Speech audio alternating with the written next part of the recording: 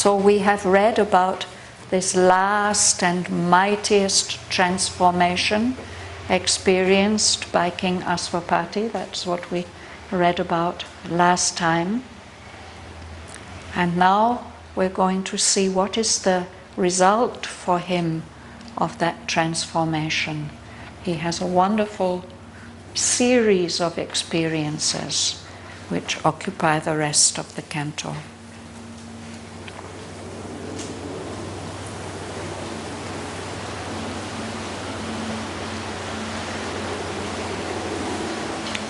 As one who sets his sail towards mysteried shores, driven through huge oceans by the breath of God, the fathomless below, the unknown around, his soul abandoned the blind star-filled space.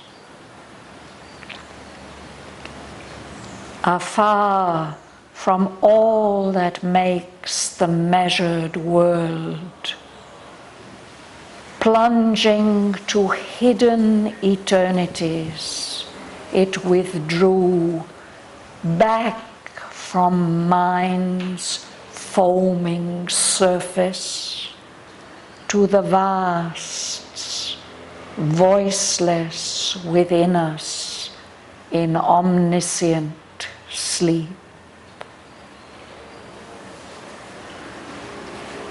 Above the imperfect reach of word and thought, beyond the sight that seeks support of form, lost in deep tracts of superconscient light, or voyaging in blank, featureless nothingness, soul in the trackless, incommensurable, or past not self and selflessness, transgressing the dream shores of conscious mind, he reached at last his sempiternal base.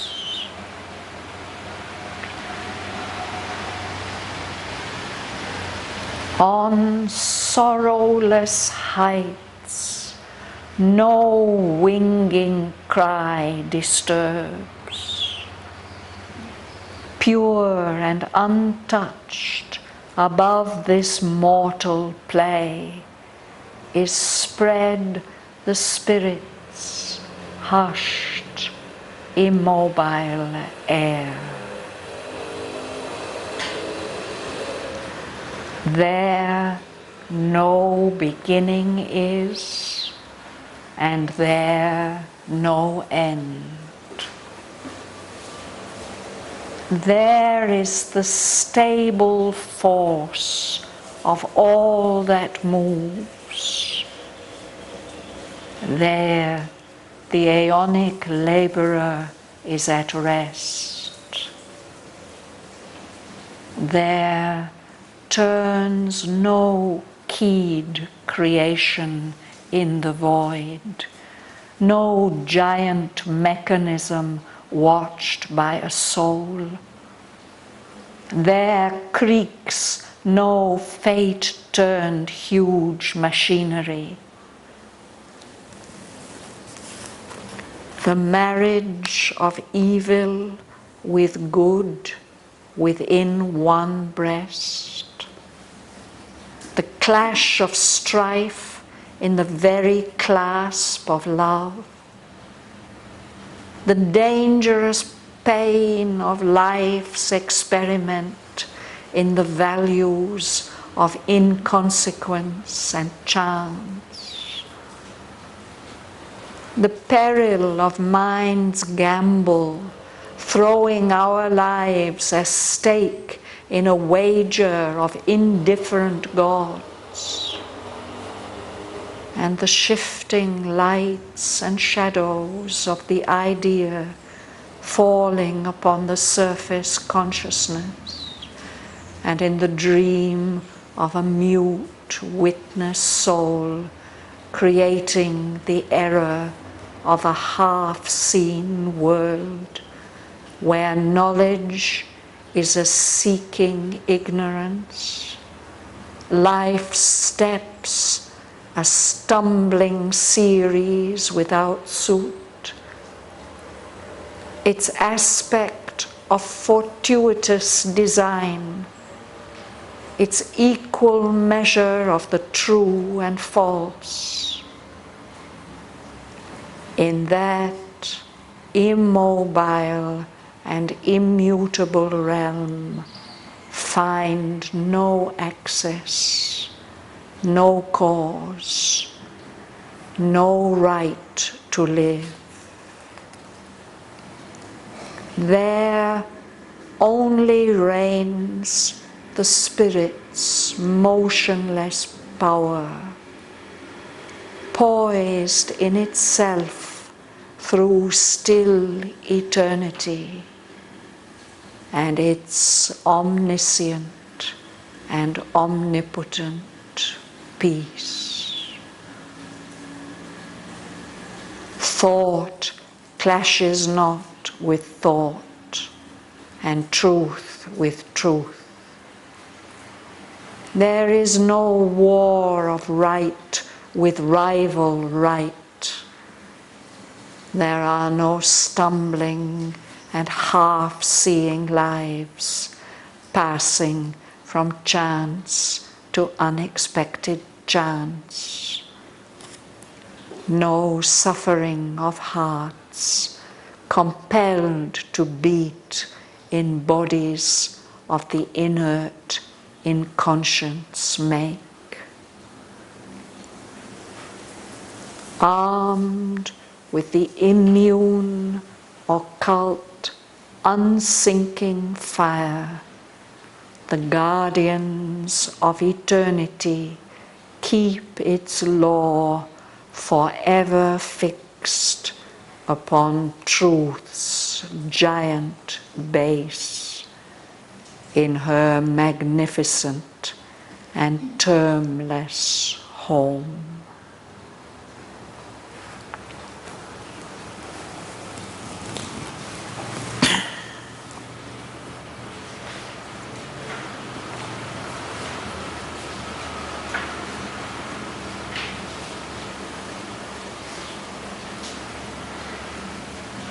We'll start on this side. Will you read, please? As one who sets his sail towards mysteried shores, driven through huge oceans by the breath of God, the fathomless below, the unknown around, his soul abandoned the blind star-filled space. Thank you.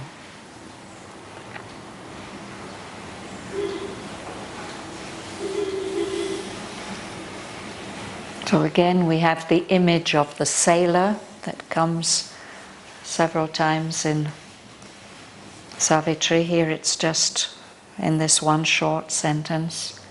As one who sets his sail.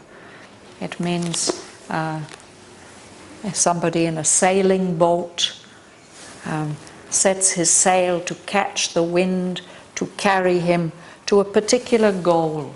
Yeah?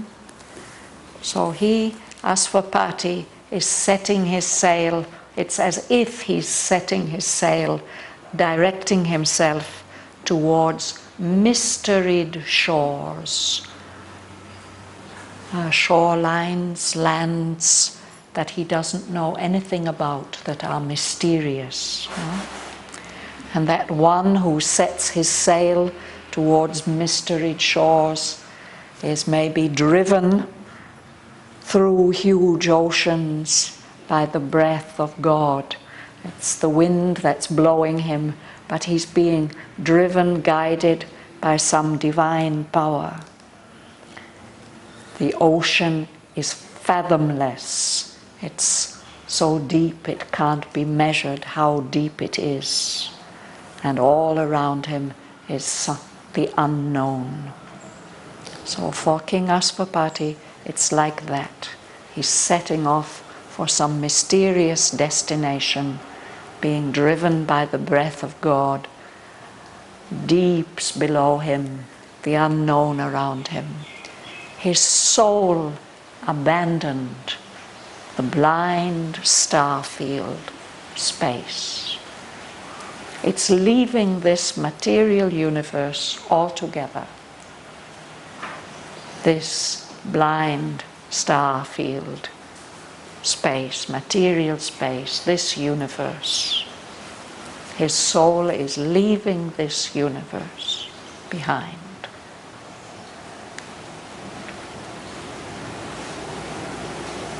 Francesca.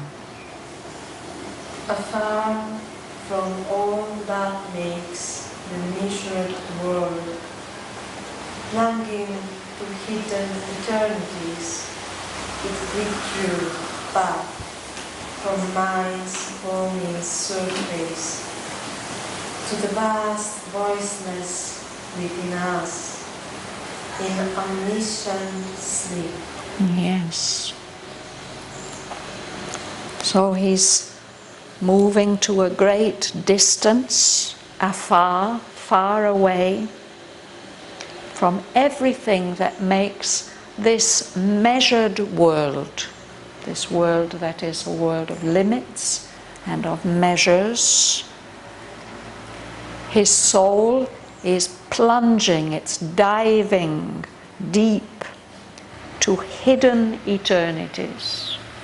It withdraws from everything that makes this measured world, and it draws back into the inner deeps, away from the surface of the mind, which is bubbling, making bubbles like foaming water. The mind always moving swiftly, making this foam. It withdrew to those vasts, those limitless inner spaces, voiceless within.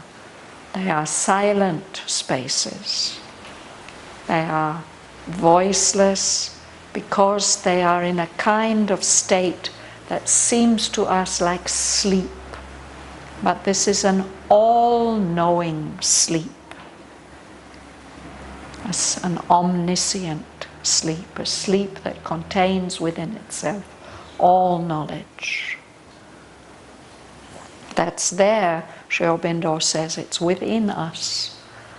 Usually we don't go there. Asvapati now leaves all this surface world and goes there. Would you read from the beginning of the sentence? There? Above the yeah. Above the imperfect reach of word and thought, beyond the sight that seeks support of form, lost in deep tracts of superconscious life, or voyaging in blank, featureless nothingness, so in the trackless incommensurable, or past non-self and self and selfishness, transgressing the dream shores of conscious mind, he reached at last his Sempiternal. base. Yeah, thank you.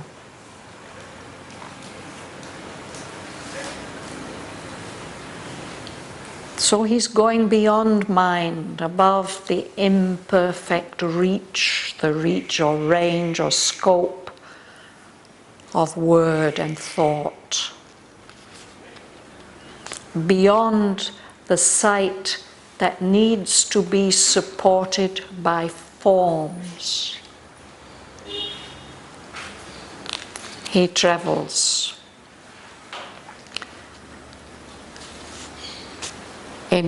with different experiences, lost in deep tracts of superconscient light.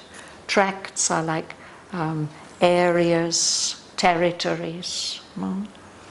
He gets absorbed in these deep tracts of superconscient light, the higher light above our consciousness. Or traveling in what seems to be a blank, featureless nothingness, where you don't know where you are because there are no features, no landmarks, everything is blank, empty. Seems to be all alone, soul in the trackless, incommensurable. There are no paths or ways, no signs to show him where to go in this trackless, incommensurable. That which has nothing which can be measured against it. There's nothing that it can be compared with.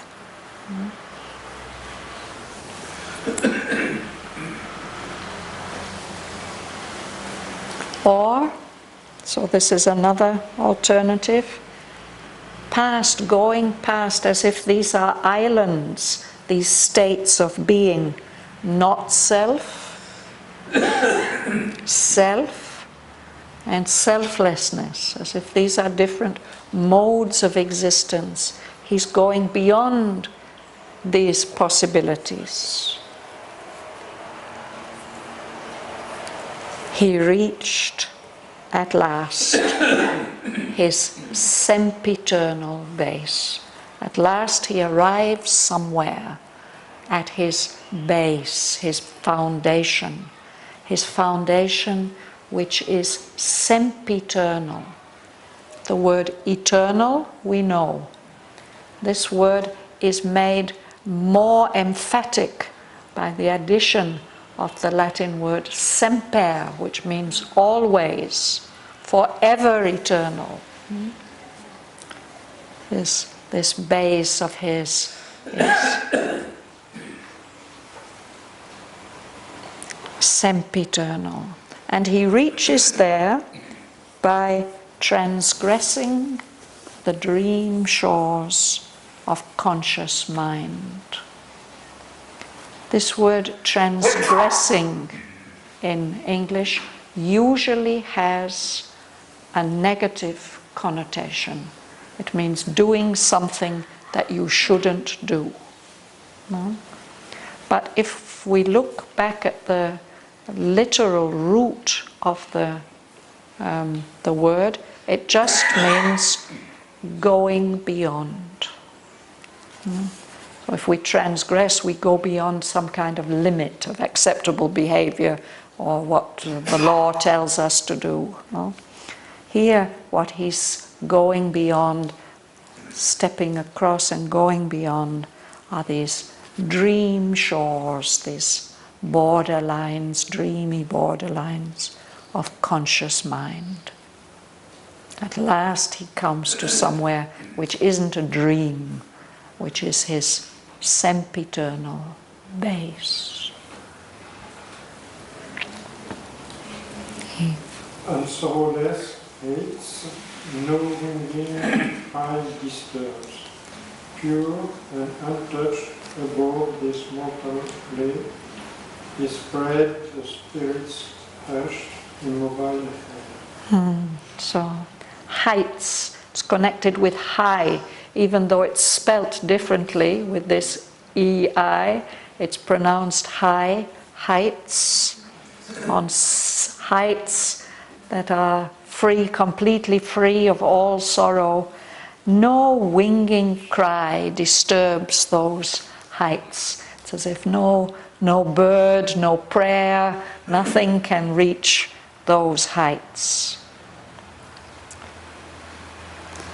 On those heights is spread the spirit's hushed, immobile air, the atmosphere of the spirit, silent, unmoving, pure and untouched, above this mortal play, all this play which is subject to death and change.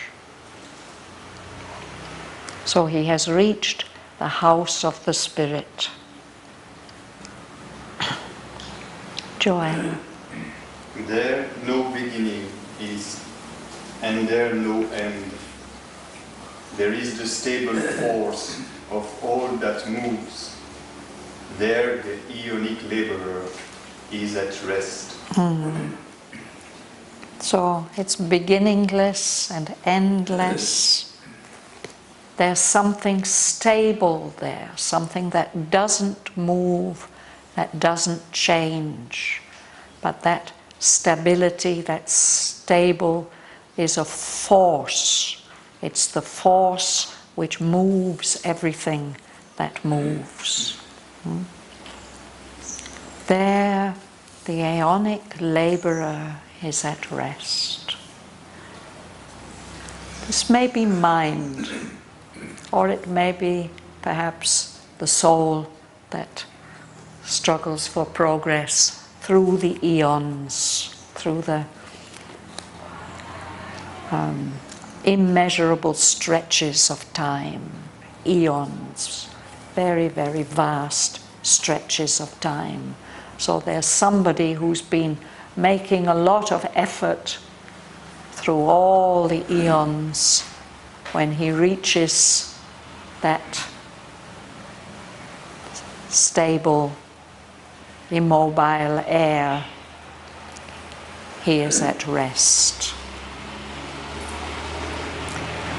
We've got a very long sentence now. We'll have to break it up a bit. Perhaps you'll read to Inconsequence and Chance. Marie, if you would read here. There turns no key creation in the void, no giant mechanism watched by the soul. There creaks no fate-turned huge machinery. The marriage of evil with good within one breast. The clash of strife in the very clasp of love. The dangerous pain of life's experiment in the values of inconsequence and chance. Yes.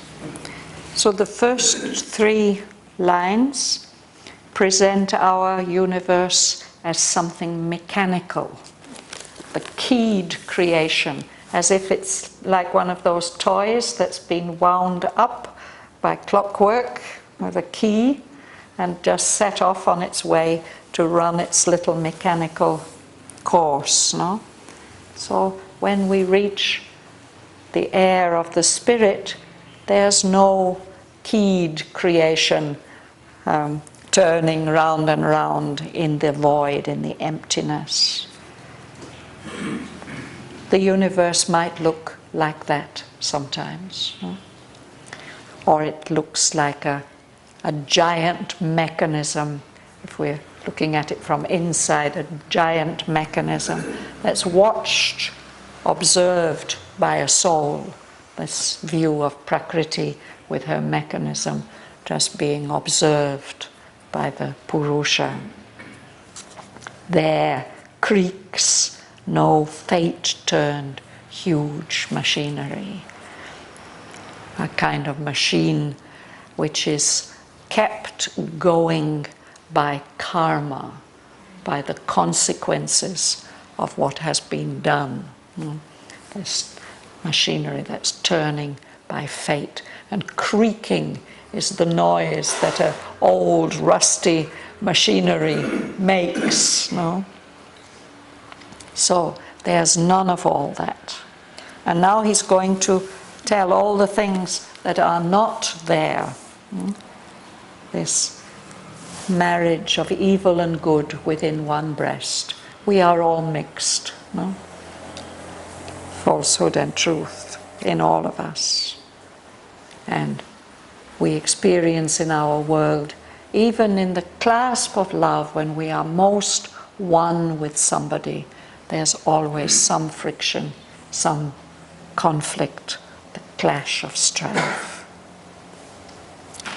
And there's this dangerous pain of life's experiment, life, the life force, always trying out new things in the values of inconsequence and chance, things that happen apparently for no reason, inconsequentially. It means there's no cause and effect. Things just happen by chance. It seems as if life is always playing with that, with the possibility of randomness. What will happen if? Mahalingam. On the peril, Yes. the peril of mind's gamble, throwing our lives at stake in a wager of indifferent gods, and the shifting lights and shadows of the idea falling upon the surface consciousness, and the dream of a mute witness soul, creating the error of an off-seen world where knowledge is a seeking ignorance. Thank you. The peril, the danger of this gamble, this game of chance, really. A game of chance where valuable things change hands on depending how the cards fall or the dice fall. That is a dangerous game, as if mind is throwing our individual lives as the stake, as what is to be won or lost by these indifferent gods. They don't care, they're just playing a game, no? And they make their bets without caring what is the outcome. And the shifting lights and shadows of the idea falling upon the surface consciousness, as if there's a play of light and shadow. The idea is a light, of course, but the way that then it falls on the surface consciousness, it has the effect of creating a kind of dream for the witness soul, the silent witness soul, which creates the error, all the mistakenness, the falsehood even, of this world which we only half see, where knowledge, even knowledge, is only ignorance searching, trying to grow, to gain more knowledge. When we have this combination of the shifting lights and shadows of the idea, we can't help thinking of Plato and his image when he says that, you know, the way that we see the world, we don't see the real thing, the idea. What we see are just reflections on the walls of the cave. And so we are out of that. Our soul is making some kind of interpretation of the world around us. But that's not a correct interpretation. And everything that we think we know is only a seeking ignorance. James.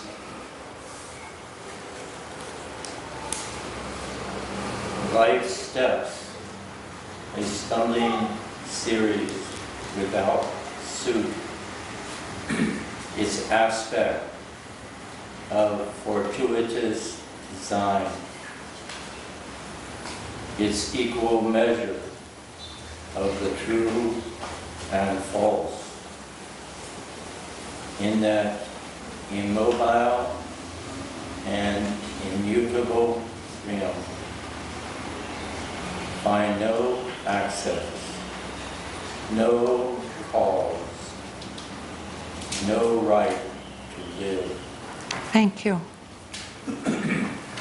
So this line about life's steps follows on from the previous lines, this half-seen world where knowledge is a seeking ignorance and life's steps, the steps of life, are a stumbling series, one step after another, stumbling, tripping over themselves, falling without suit, without sequence, without a connected sequence. No? Life's aspect, that side of life of fortuitous design. It seems like some kind of pattern, but it is by chance, fortuitous, by chance. Or maybe this is the half-seen world, and it has this equal measure of the true and false, the duality. All those things, all those qualities and aspects of the world that we know, when we come into the Spirit's air, when we come into that immutable, unchangeable, immobile, unchanging, unmoving realm, where everything is stable, motionless, still, all those things cannot even enter there. They find no access. And there's no cause for them there. How can they happen there? There's no right, no basis for them to exist in the Spirit's hushed, immobile air.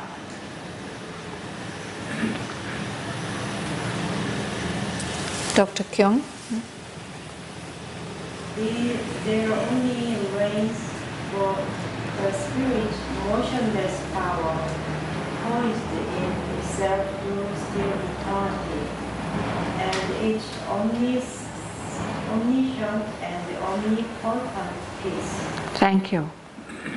So there, it means in the Spirit's hushed, immobile air, the only thing that rules is the Spirit's own power, its motionless power, which is poised in itself. It has found a perfect equilibrium. It doesn't move, it doesn't change. It's poised in itself through still eternity. That motionless power and peace, it's omniscient and omnipotent peace. So the motionless power, the all-knowing and all-powerful peace. That's what rules in the house of the Spirit. Peace can be powerful also. Yes, peace can be powerful. True peace is powerful, and true power is peaceful. Yeah.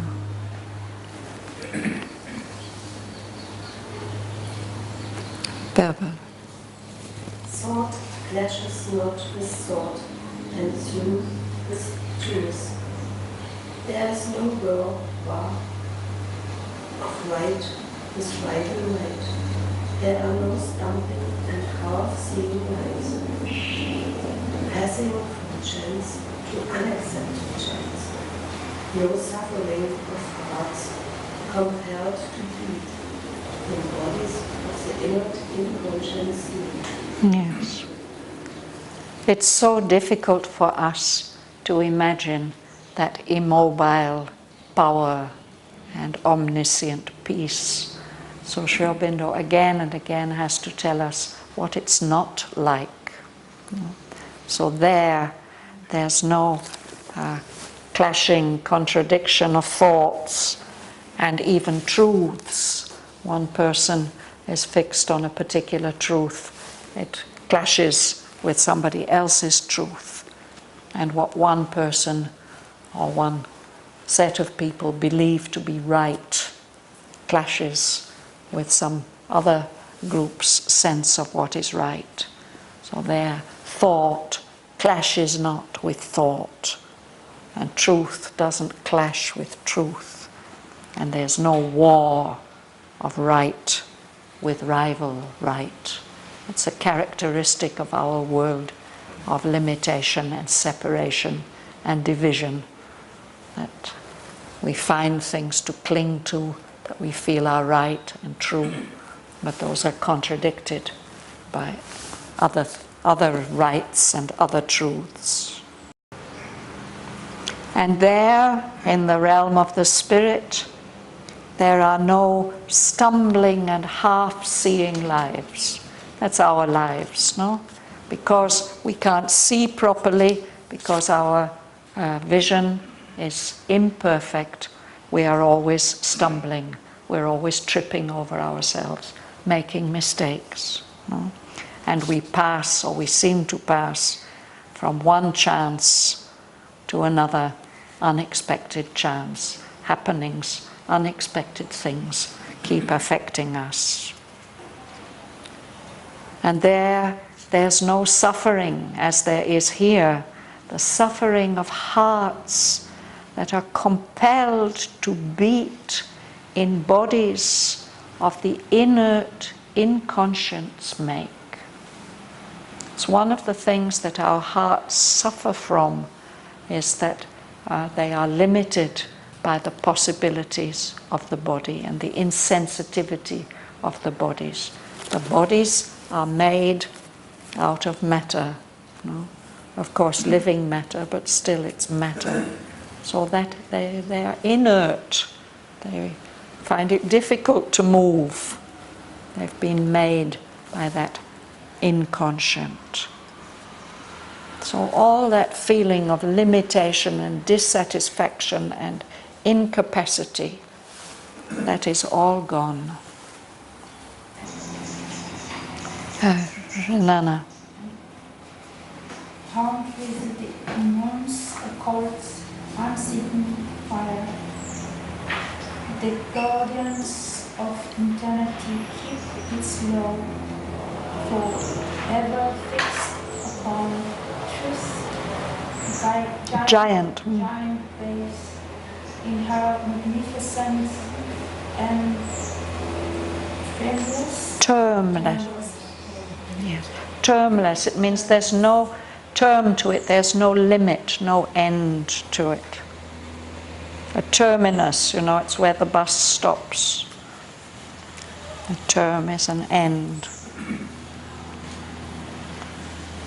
So there in the house of the Spirit, the guardians of eternity, there are powers protecting that eternity.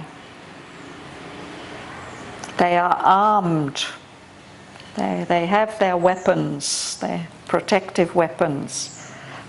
The immune, occult, unsinking fire. Fire which is heat and light and energy, and which purifies and which represents will. So they are, this fire that they have is immune. It can't be damaged in any way. It's occult. It's not this physical fire that we know. It's a hidden inner fire, and it is unsinking. Fires burn up and then they go out, no? But this is an eternal, unsinking fire. The guardians of eternity keep its law, the law of eternity, of the Spirit, forever fixed on a foundation, a giant base of truth in her home, the home of truth, her magnificent and termless home. So there's the base of the laws of eternity in the home of truth. We'll stop there for today. Anybody has anything they want to ask? This word fortuitous. Fortuitous, by chance. One of the meanings, no, it's connected, I think, with the old Italian use of the word fortuna. Fortuna. Yeah, meaning chance.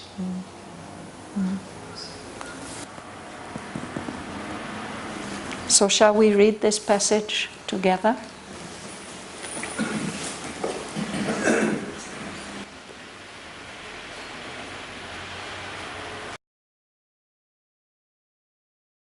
As one who sets his sail towards mysteried shores, driven through huge oceans by the breath of God, the fathomless below, the unknown around, his soul abandoned the blind star-filled space. Afar from all that makes the measured world, plunging to hidden eternities, it withdrew back from mind's foaming surface to the vasts, voiceless within us, in omniscient sleep. Above the imperfect reach of word and thought, beyond the sight that seeks support of form, lost in deep tracts of superconscient light, or voyaging in blank featureless nothingness, soul in the trackless incommensurable, or past not self and selflessness, transgressing the dream shores of conscious mind, he reached at last his sempiternal base. On sorrowless heights no winging cry disturbs, pure and untouched above this mortal play is spread the spirit's hushed, immobile air. There no beginning is, and there no end. There is the stable force of all that moves.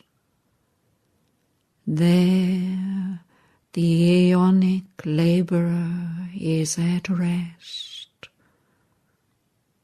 There turns no keyed creation in the void, no giant mechanism watched by a soul. There creaks no fate-turned huge machinery. the marriage of evil with good within one breast, the clash of strife in the very clasp of love, the dangerous pain of life's experiment in the values of inconsequence and chance, the peril of mind's gamble throwing our lives as stake in a wager of indifferent gods, and the shifting lights and shadows of the idea falling upon the surface consciousness, and in the dream of a mute witness soul, creating the error of a half-seen world, where knowledge is a seeking ignorance, life's steps a stumbling series without sweet, its aspect of fortuitous design, its equal measure of the true and false, in that immobile and immutable realm find no access, no cause, no right to live. There only reigns the Spirit's motionless power, poised in itself through still eternity, and its omniscient and omnipotent peace. Thought clashes not with thought, and truth with truth. There is no war of right with rival right. There are no stumbling and half-seeing lives passing from chance to unexpected chance. No suffering of hearts compelled to beat in bodies of the inert inconscience make.